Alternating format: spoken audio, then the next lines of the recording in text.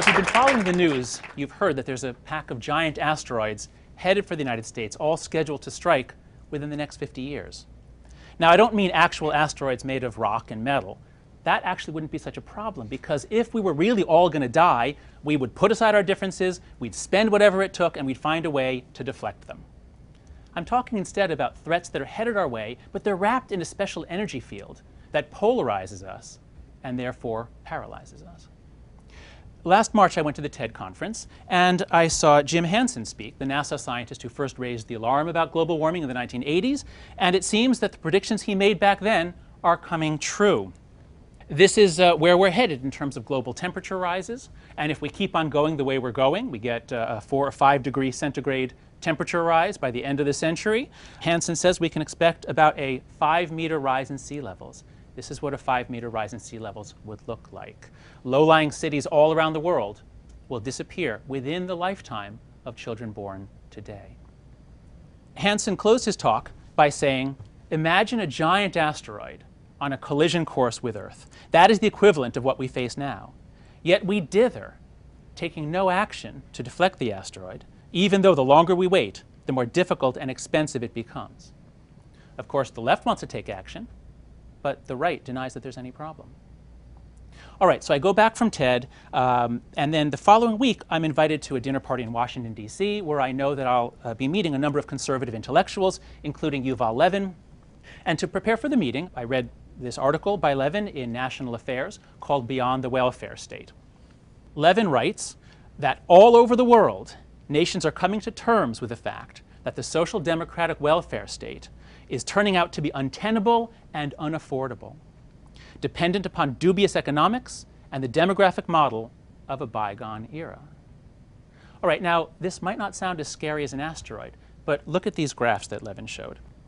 This graph shows the national debt as a percentage of America's GDP. And as you see, if you go all the way back to the founding, we borrowed a lot of money to fight the Revolutionary War. Wars are expensive. But then we pay it off, pay it off, pay it off, and then, oh, what's this? The Civil War. Even more expensive. Borrow a lot of money, pay it off, pay it off, pay it off, get down to near zero, and bang, World War I. Once again, the same process repeats. Now then we get the Great Depression and World War II. We rise to an astronomical level, around 118% of GDP. Really unsustainable, really dangerous. But we pay it off, pay it off, pay it off, and then what's this? Why has it been rising since the 70s? It's partly due to tax cuts that were unfunded, but it's due primarily to the rise of entitlement spending, especially Medicare. We're approaching the levels of indebtedness we had at World War II, and the baby boomers haven't even retired yet. And when they do, this is what will happen. This is data from the Congressional Budget Office showing its most realistic forecast of what would happen if current situations and expectations and trends are extended. All right, now, what you might notice is that these two graphs are actually identical.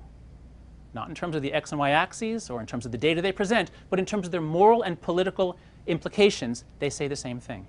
Let me translate for you. We are doomed unless we start acting now. What's wrong with you people on the other side and the other party? Can't you see reality? If you won't help, then get the hell out of the way. We can deflect both of these asteroids. These problems are both technically solvable. Our problem and our tragedy is that in these hyper-partisan times, the mere fact that one side says, look, there's an asteroid, means that the other side's going to say, huh, what? No, I'm not even going to look up. No. To understand why this is happening to us and what we can do about it, we need to learn more about moral psychology. So I'm a social psychologist, and I study morality. And one of the most important principles of morality is that morality binds and blinds. It binds us into teams that circle around sacred values, but thereby makes us go blind to objective reality. Think of it like this. Large-scale cooperation is extremely rare on this planet. There are only a few species that can do it. That's a beehive, that's a termite mound, a giant termite mound. And when you find this in other animals, it's always the same story. They're always all siblings who are children of a single queen, so they're all in the same boat. They rise or fall, they live or die as one. There's only one species on the planet that can do this without kinship, and that, of course, is us. This is a reconstruction of ancient Babylon, and this is Tenochtitlan. Now, how did we do this? How do we go from being hunter-gatherers 10,000 years ago to building these gigantic cities in just a few thousand years. It's miraculous. And part of the explanation is this ability to circle around sacred values. As you see, temples and gods play a big role in all ancient civilizations. This is an image of Muslims circling the Kaaba in Mecca. It's a sacred rock. And when people circle something together, they unite, they can trust each other, they become one. It's as though you're moving an electrical wire through a magnetic field and it generates current. When people circle together, they generate a current. We love to circle around things. We circle around flags, and then we can trust each other. We can fight as a team, as a unit. But even as morality binds people together into a unit, into a team, the circling blinds them. It causes them to distort reality. We begin separating everything into good versus evil. Now, that process feels great. It feels really satisfying, but it is a gross distortion of reality. You can see the moral electromagnet operating in the US Congress. This is a graph that shows the degree to which voting in Congress falls strictly along the left-right axis, so that if you know how liberal or conservative someone is, you know exactly how they voted on all the major issues. And what you can see is that in the decades after the Civil War, Congress was extraordinarily polarized, as you would expect, about as high as can be. But then after World War I, things drop, and we get this historically low level of polarization. This was a golden age of bipartisanship, at least in terms of the party's ability to work together and solve grand national problems. But in the 1980s and 90s, the electromagnet turns back on. Polarization rises. It used to be that conservatives and moderates and liberals could all work together in Congress. They could rearrange themselves, form bipartisan committees. But as the moral electromagnet got cranked up, the force field increased, Democrats and Republicans were pulled apart. It became much harder for them to socialize, much harder for them to cooperate. Retiring members nowadays say that it's become like gang warfare. Did anybody notice that in 2 of the 3 debates, Obama wore a blue tie and Romney wore a red tie? Do you know why they do this? It's so that the Bloods and the Crips will know which side to vote for. The polarization is strongest among our political elites. Nobody doubts that this is happening in Washington. But for a while, there was some doubt as to whether it was happening among the people. Well, in the last 12 years, it's become much more apparent that it is. So look at this data. This is from the American National Election Survey. And what they do on that survey is they ask what's called a feeling thermometer rating. So how warm or cold do you feel about Native Americans or the military or the Republican Party, the Democratic Party, all sorts of groups in American life. The blue line shows how warmly Democrats feel about Democrats, and they like them. Ratings in the 70s on a 100-point scale. Republicans like Republicans. That's not a surprise. But when you look at cross-party ratings, you find, well, that it's lower. But actually, when I first saw this data, I was surprised. That's actually not so bad. If you go back to the Carter and even Reagan administrations, they were rating the other party 43, 45. It's not terrible. It drifts downwards very slightly. But now look what happens under George W. Bush and Obama. It plummets. Something is going on here. The moral electromagnet is turning back on, and nowadays, just very recently, Democrats really dislike Republicans. Republicans really dislike Democrats. We're changing. It's as though the moral electromagnet is affecting us too. It's like put out in the 2 oceans, and it's pulling the whole country apart, pulling left and right into their own territories, like the Bloods and the Crips. Now, there are many reasons why this is happening to us, and many of them we cannot reverse. We will never again have a political class that was forged by the experience of fighting together in World War II against a common enemy. We will never again have just 3 television networks, all of which are relatively centrist. And we will never again have a large group of conservative Southern Democrats and liberal Northern Republicans making it easy, making there be a lot of overlap for bipartisan cooperation. So for a lot of reasons, those decades after the Second World War were an historically anomalous time. We will never get back to those low levels of polarization, I believe. But there's a lot that we can do. There are dozens and dozens of reforms we can do that will make things better, because a lot of our dysfunction can be traced directly to things that Congress did to itself in the 1990s that created a much more polarized and dysfunctional institution. These changes are detailed in many books. These are two that I strongly recommend. And they list a whole bunch of reforms. I'm just going to group them into three broad classes here. So if you think about this as the problem of a dysfunctional, hyperpolarized institution, well, the first step is do what you can so that fewer hyperpartisans get elected in the first place. And when you have closed party primaries and only the most committed Republicans and Democrats are voting, you're nominating and selecting the most extreme hyperpartisans. So open primaries would make that problem much, much less severe. But the problem isn't primarily that we're electing bad people to Congress. From my experience, from what I've heard from congressional insiders, most of the people going to Congress are good, hardworking, intelligent people who really want to solve problems. But once they get there, they find that they are forced to play a game that rewards hyperpartisanship and that punishes independent thinking. If you step out of line, you get punished. So there are a lot of reforms we could do that will counteract this. For example, the Citizens United ruling is a disaster because it means there's like a money gun aimed at your head. And if you step out of line, if you try to reach across the aisle, there's a ton of money waiting to be given to your opponent to make everybody think that you are a terrible person through negative advertising. But the third class of reforms is that we've got to change the nature of social relationships in Congress. The politicians I've met are generally very extroverted, friendly, very socially skillful people. And that's the nature of politics. You've got to make relationships, make deals. You've got to cajole, please, flatter. You've got to use your personal skills. And that's the way politics has always worked. But beginning in the 1990s, first the House of Representatives changed its legislative calendar so that all business is basically done in the middle of the week. Nowadays, congressmen fly in on Tuesday morning. They do battle for 2 days, and they fly home Thursday afternoon. They don't move their families to the district. They don't meet each other's spouses or children. There's no more relationship there. And trying to run Congress without human relationships is like trying to run a car without motor oil.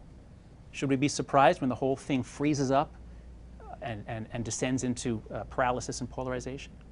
A simple change to the legislative calendar, such as having business stretch out for 3 weeks, and then they get a week off to go home, that would change the fundamental relationships in Congress.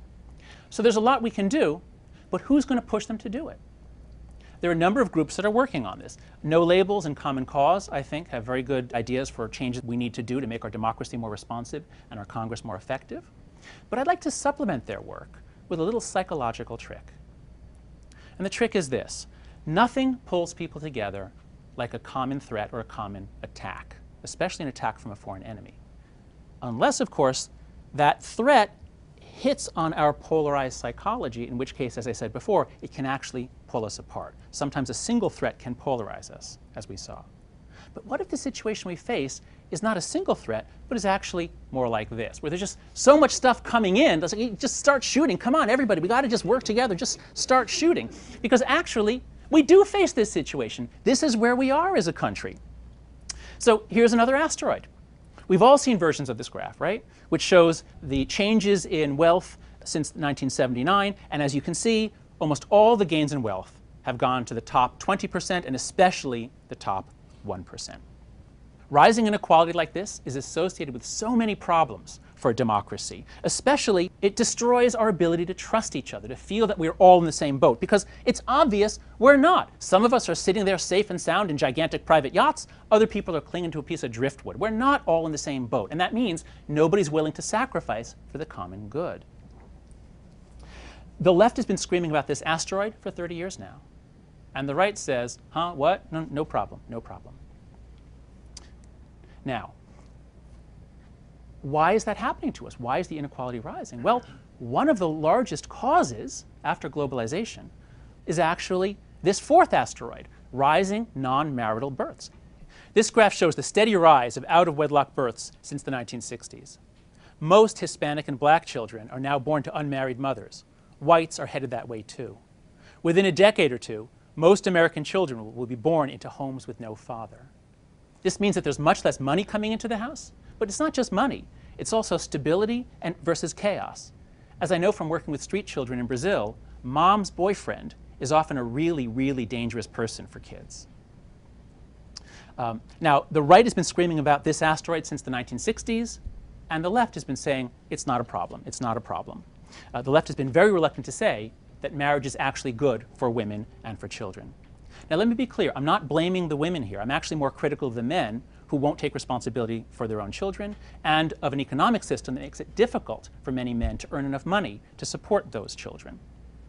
But even if you blame nobody, it still is a national problem, and one side has been more concerned about it than the other.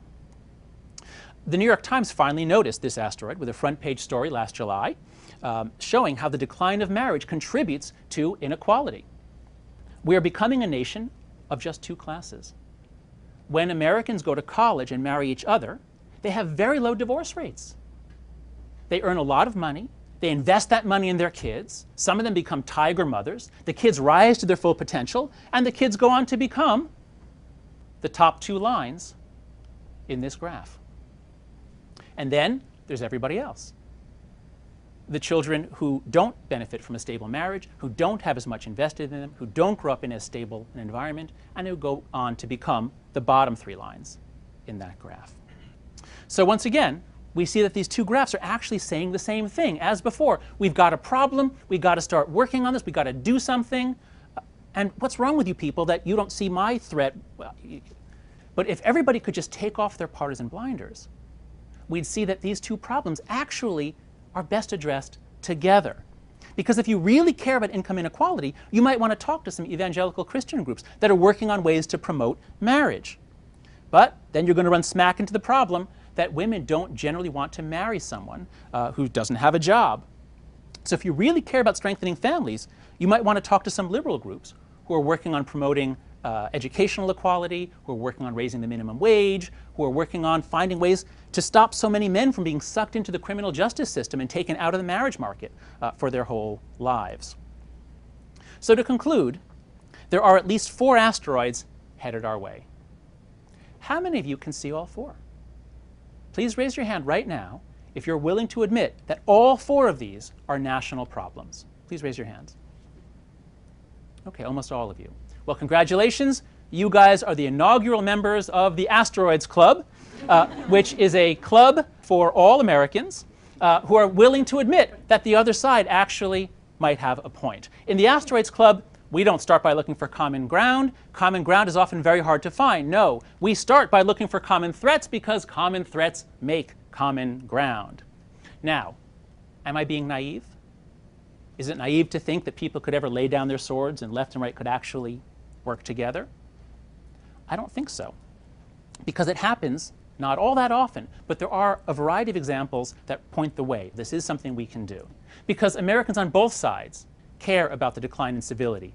And they formed dozens of organizations at the national level, such as this one, down to many local organizations, such as To the Village Square in Tallahassee, Florida, which tries to bring state leaders together to help facilitate that sort of working together human relationships that's necessary to solve Florida's problems. Americans on both sides care about global poverty and AIDS. And on so many humanitarian issues, liberals and evangelicals are actually natural allies, and at times they really have worked together to solve these problems. And most surprisingly to me, they sometimes can even see eye to eye on criminal justice. For example, the incarceration rate, the prison population in this country, has quadrupled since 1980. Now, this is a social disaster, and liberals are very concerned about this. The Southern Poverty Law Center is often fighting the prison industrial complex, fighting to prevent a system that's just sucking in more and more poor young men. But are conservatives happy about this? Well, Grover Norquist isn't, because this system costs an unbelievable amount of money. And so, because the prison industrial complex is bankrupting our states and corroding our souls, groups of fiscal conservatives and Christian conservatives have come together to form a group called Right on Crime. And at times, they have worked with the Southern Poverty Law Center to oppose the building of new prisons and to work for reforms that will make the justice system more efficient and more humane. So this is possible. We can do it. Let us therefore go to battle stations, not to fight each other, but to begin deflecting these incoming asteroids. And let our first mission be to press Congress to reform itself before it's too late for our nation. Thank you.